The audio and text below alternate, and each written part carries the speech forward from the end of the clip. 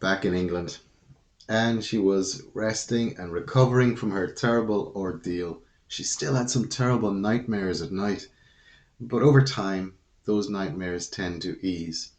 And people started to ask the question, and I'm sure Helen was asking this question herself: would she go back to Africa? Would she go back to help the people?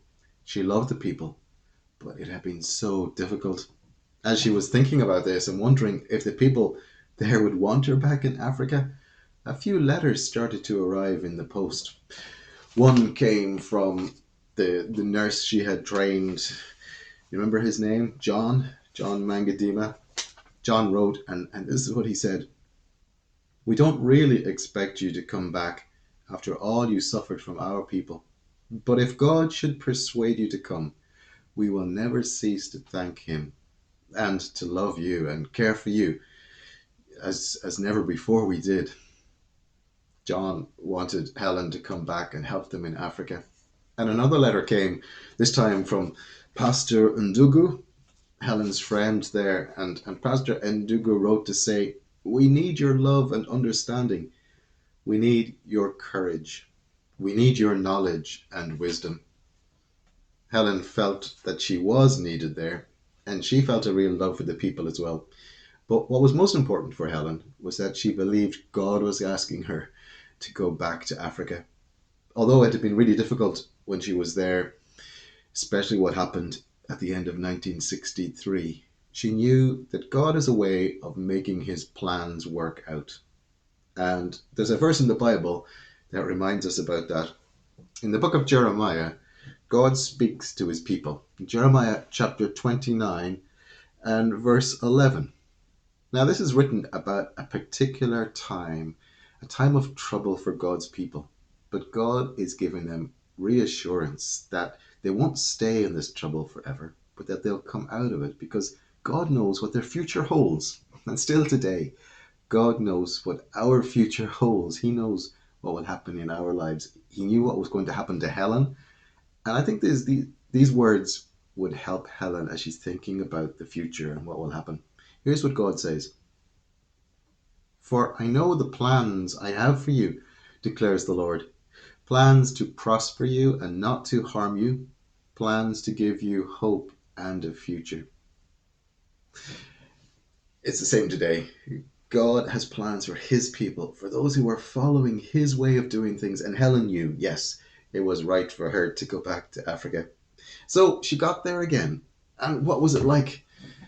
Well, when she got back to Africa, the things that had happened to her started causing her trouble again. But she could see that the people cared about her. Some of them had even taken some of her furniture from before and they had stored it away safely and they brought it back to Helen. They were so glad to have their doctor back again. But the events that had caused trouble in her life caused Helen to have her nightmares again at night, and it really was very difficult for her. Although one evening, a missionary came to Helen at her house and said, come and see. And outside the house, around the house where Helen was living, there was a circle of the Congolese people, the people who loved her and cared about her. And they had their arms linked together and they were just made a big circle around her house to protect her and keep her safe. From that time on, Helen started to feel more safe and secure, and her nightmares started to leave as well. There was lots for Helen to do in Congo at this time. The country is in a terrible state. Everywhere there was need and terrible poverty. There were children and families without food. The, the houses were wrecked in places. There were bullet holes all around. And there were sick people and very little medicine. Helen had to go to the capital city to see what supplies she could get. Today, the capital city of the Congo is called Kinshasa, and it's a very large city. Today, it has over 15 million people living there. It's the largest city in Africa. And back then, it was still quite a big place. And Helen went to look for supplies, but there were hardly any there, no matter who she spoke to. And she spoke to some very important people in the Congolese government, but they said, you'll need to speak to the president. It was the very next day. She got a phone call she was not expecting. It was from the president himself, President Mobutu. And as they were talking on the phone, Helen was explaining about the needs of the people, and she heard the president say that he was going to send a large aeroplane. The problem was this telephone call was very crackly and the line was not working very well. So sometimes she couldn't hear what was being said, and she was so excited to hear that the aeroplane was coming, full of supplies for all the people. The next day, when the airplane came, everyone was glad to see it. But Helen got a big surprise when she went onto the aircraft that landed. She discovered it was empty, and she realized she had heard the telephone call wrongly. Instead of bringing loads of supplies, the president had asked Helen to provide loads of supplies, medicine and food and clothing and all the things the people around the country, the people who had been wrecked by the war that had taken place when the rebels were attacking the government.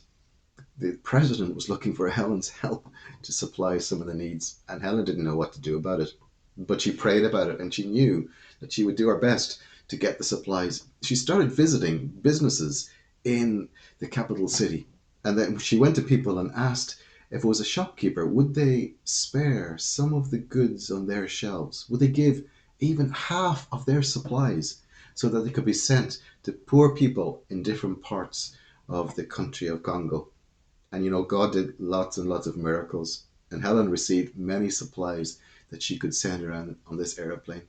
Helen spent quite a while working with poor people and helping people who were in a terrible situation, using all these supplies that people were giving her.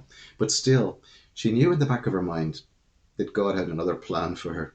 It was this thought that He had given her earlier on that she could teach people from the Congo itself and help them to become nurses and maybe go on to become doctors. And she felt that God was asking her to do that once more. God had given her a gift for being able to train other people to be able to be a good teacher. As she was thinking about this, she met with another man there, another missionary called Dr. Becker. And he believed God was wanting him to run a hospital for people. And Dr. Becker spoke to Helen and said they could work together. He would be in charge of the hospital and helping all the sick people, and she could be in charge of training all the nurses and the staff that would work at the hospital. And this seemed like a good idea. It seemed to be God's plan. I wonder if God has put thoughts into your mind of what you would like to do or what you're really good at.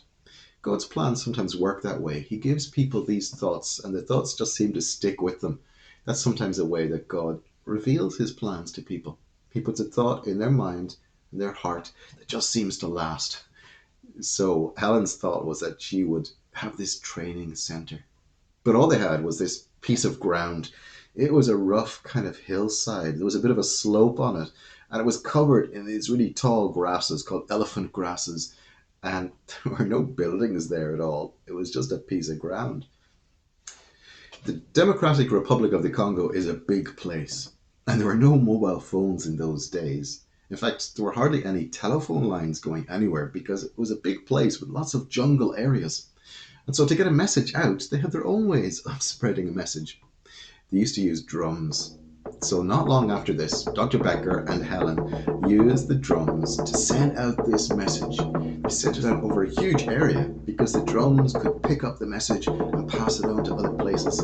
It probably was over an area of about 1,200 square kilometers that this message went. Anyone who had had at least 2 years of secondary education and wanted to be trained to become a nurse could come to Nyon Kunde on the 1st of August. That was the name of this place where there were no buildings and there was no hospital. There was just the bit of hillside that was allocated that they could make the hospital. So I wonder what happened. What was going to happen on the 1st of August? Were students going to turn up? Yes, there were 22 African men who came on the 1st of August. And Helen sat at a table, maybe something a bit like this table, and she received the men who were coming there. And she gave them blankets and plates and mugs and lamps and soap so that they could keep themselves clean. And one of the men who was registering to become a nurse asked, "Where are we going to sleep?" And Helen used her arm and she sort of vaguely pointed over that direction. And another student said, "And where are we going to have the patients for the hospital?" And Helen used her arm and pointed over in that direction somewhere vaguely. And by now they were starting to realize that they could see nothing in those places. There were no rooms there for them to sleep in, and there was no building for a sick person to be treated. So Helen walked over with the young men to the exact spot on the hillside, and she pointed out how this area was set aside for the rooms where they would sleep, their dormitories where they would live. And this other area was set aside for building the hospital. And then she explained what was going to happen. She said, "Here's the deal I'm going to make with you. I will train you to become nurses, but you have to work, first of all, to make the rooms you're going to live in and to build the hospital rooms where patients will be treated." This was not going to be easy. And would they do that? Well, to have the opportunity to train and become a nurse was a difficult thing in the Congo. And these young men thought about it. And the next day they agreed, yes, they would do that. So Helen directed them to go into the forests and bring back the trees they would need to build their buildings. It was a long process. But after 3 months of really hard work, the buildings were ready. There were the rooms for the young men to sleep in, and there was a place for Helen to teach also.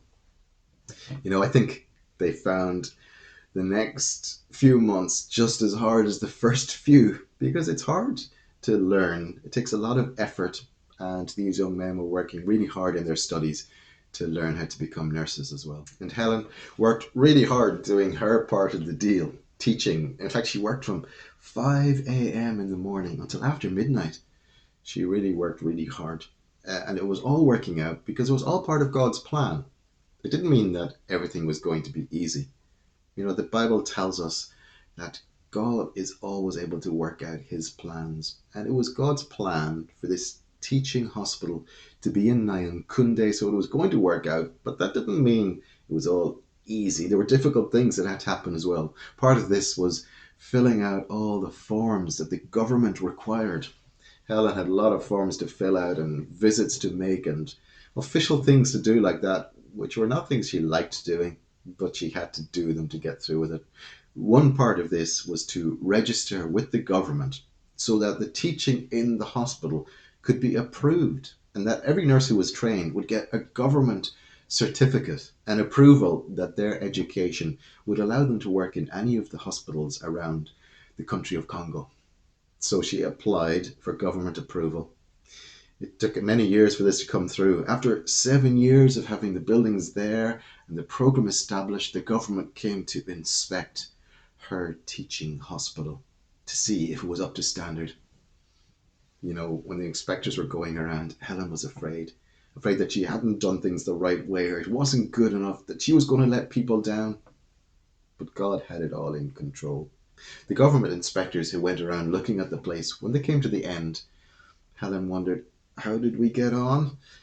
They were going to be given a score out of 10. They needed at least 7 out of 10 to be approved and to be able to give out these government certificates for the education. And the government officials said this is the last of 43 teaching schools like this that we have assessed. We've only given 2 schools before this 9 out of 10, but yours is far better, so you get 10 out of 10. Helen was so delighted, and she was so thankful to God. When we see God at work, it helps us to give thanks and praise to him. It's a bit like what John Mangadema said. He said that if God persuades you to come back, we will be so thankful to him. Whenever we see God working out his plans, we can be thankful to God. It reminds us of how good God is. And Helen could see that in this hospital, this opportunity she had to teach, which is something she loved doing, she was able to give thanks to God that he was working it out in his way. One day, someone was needed to drive to Uganda, another country in Africa, over 200 kilometers away. And Helen said she would do this journey. She enjoyed driving and she was good as a mechanic looking after cars. So it was sensible that she would take this long journey. So she made her way to Uganda on this long journey. She was used to driving over the difficult ground where sometimes the road could be swept away by floods from rivers, where there were dangerous corners to go around. But Helen got as far as Uganda, no problem, and she stayed there overnight. The next morning, she was due to drive back to Nyunkunde, and she started off on her journey nice and early in the morning, about 6 a.m. And as she was driving along the forest road, she could enjoy listening to the sounds of the birds and the animals in the forest. And suddenly she swerved, and she nearly ended up driving off the road. She realized that she'd been falling asleep, and she thought, this is not safe. I better stop for a coffee break.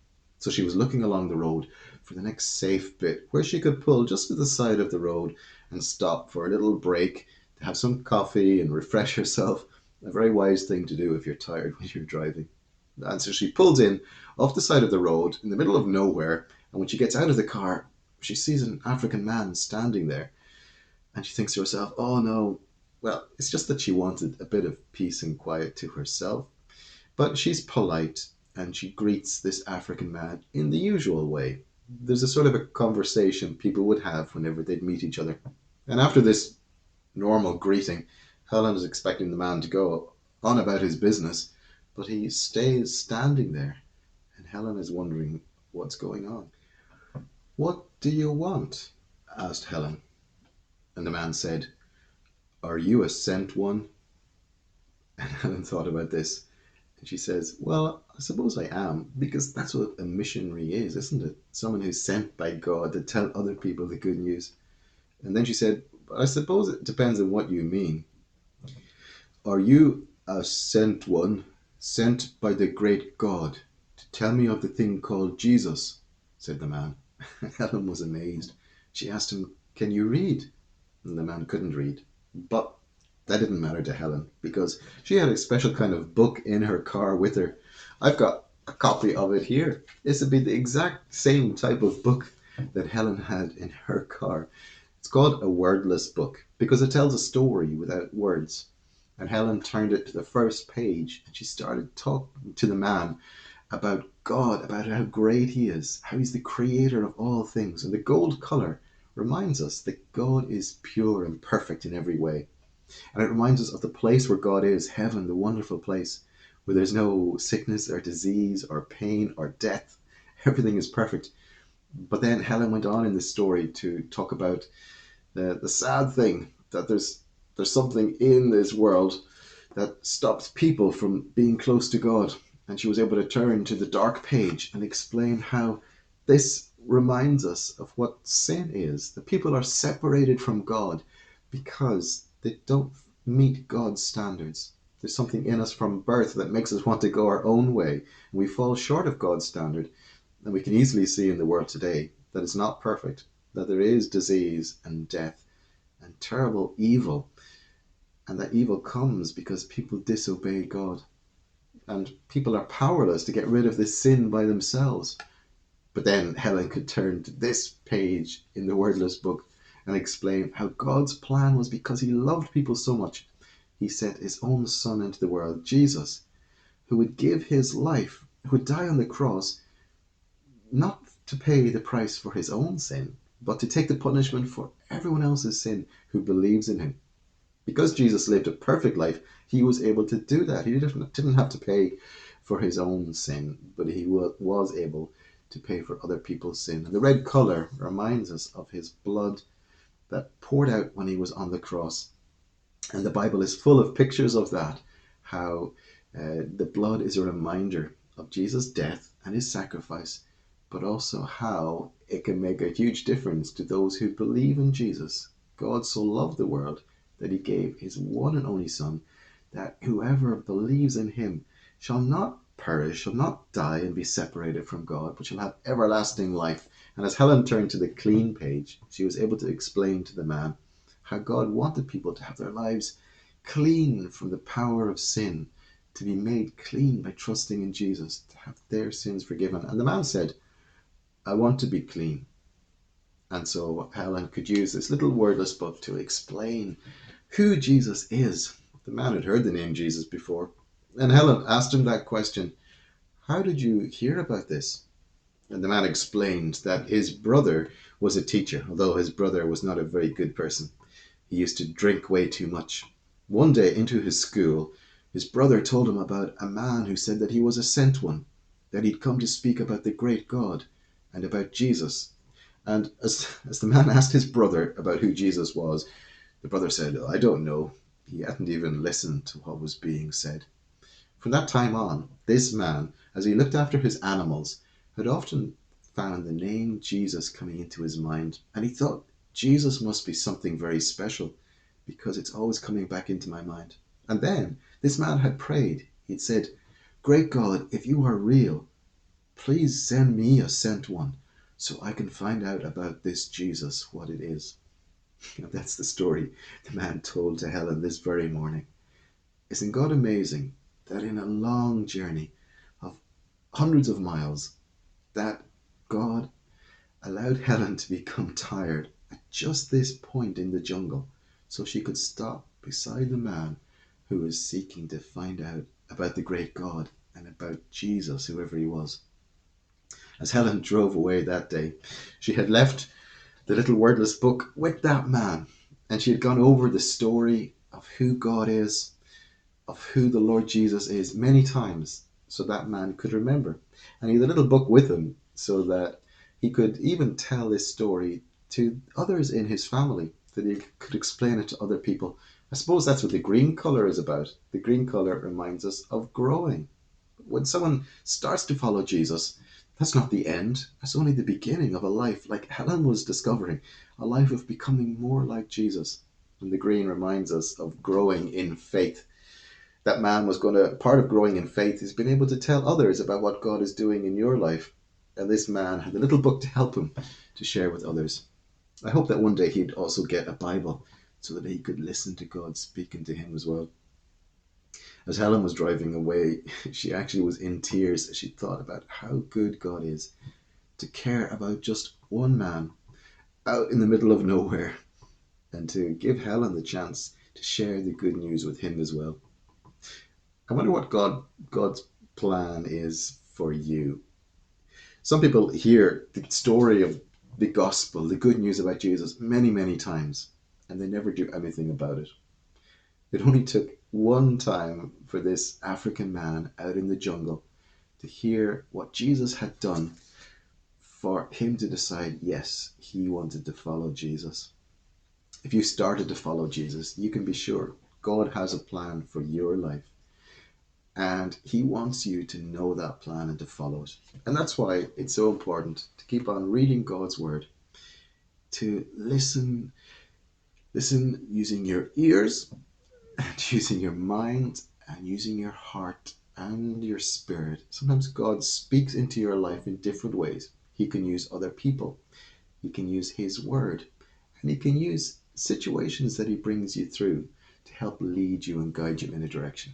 You can be sure that whatever God has designed for your life will be what is good for you. It might not be what is easy, just like Helen's work in Africa was not always easy. She continued working. She worked in total for about 20 years in Africa. And when she stopped her work out there, when she was getting a little bit older, she moved back to Northern Ireland. And there she lived for many, many years. It's only about 5 years ago that Helen has left this world and she's now in her eternal paradise. She is now in heaven with God. But so many people remember how God had helped her. And I hope you've got something from this story of Helen's life. And I hope that you have this desire, like Helen, just to do whatever God puts in front of you to do. And you can trust him to help you through the hard times as well. Helen used to share that it was a real privilege for her to do whatever God wanted her to do, even a privilege to suffer for his name, because the Lord Jesus had suffered so much for her. If you don't have one of these little wordless books, you could make one for yourself, or you could use the CEF shop online. If you go to cefireland.com, you'll find a link there for the shop, And there's all sorts of books available. This whole story about Helen Roseveare is available there. And there's stories of other missionaries. And you can even buy little wordless books like this for yourself so that you can be reminded of that story. I usually try to keep my book inside the front of my Bible so that I've got it there if I ever need to use it. Thanks for listening so well. Thanks for being part of the competition. And I will see you in the next series of videos whenever they come out.